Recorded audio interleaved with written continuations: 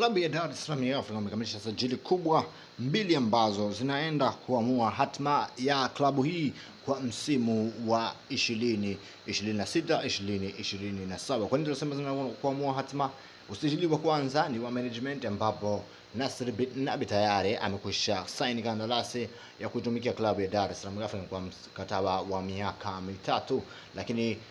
ujio wa Nasr bin Nabi pia umeleta ujio wa mchezaji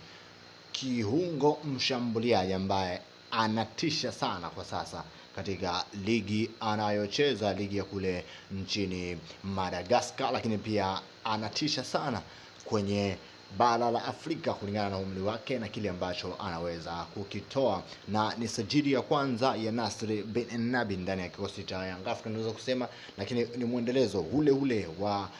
kuongeza nguvu ya kupata wachezaji ambao kwa sasa wanafanya vizuri na wanaweza wa kuisaidia timu wanayokwenda, na hii imesadikika kwamba Nasr bin Nabi aliwashauri klabu ya Dar es Salaam kumsajili mchezaji huyu hata kabla ya msimu huu kuanza, na yalikuwa ni masuala madogo tu yalishindikana, ndio maana bwana mkubwa akusajiliwa na klabu ya Dar es Salaam. Kwa umri wa miaka yake 22, msimu huu amefanikisha kufunga goli 18, assist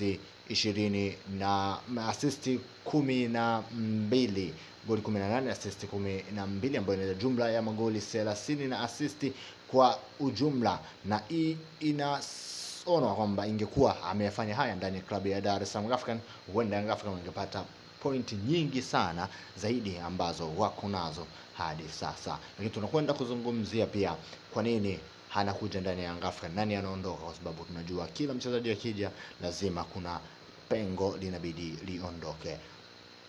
ndani ya kikosi cha Young Africans. Bwana mkubwa Sure Boy anaondoka ndani ya kikosi cha Young Africans, lakini pia kuna uwezekano mkubwa wa wakina Bara Musa Conte na wenyewe kuto rejea ndani ya Dar es Salaam Young Africans, lakini pia kuondoka kule kwa Stefan Aziz Ki ambao kulifanya kikosi cha Young Africans kuonekana ni kikosi cha kawaida kwenye utengenezaji wa nafasi, hasa siku za mwanzo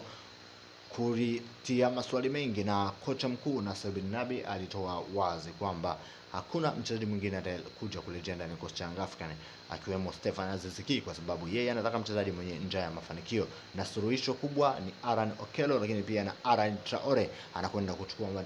majukumu mengi ambayo alikuwa anayafanya Stefan Aziz Ki. Una kipi cha kushauri kwenye usajili huu wa kwanza wa mchezaji huyu? Usisahau kusubscribe na kuniambia kwenye comment ushabiki wa Yanga kutokea maeneo gani. Asante.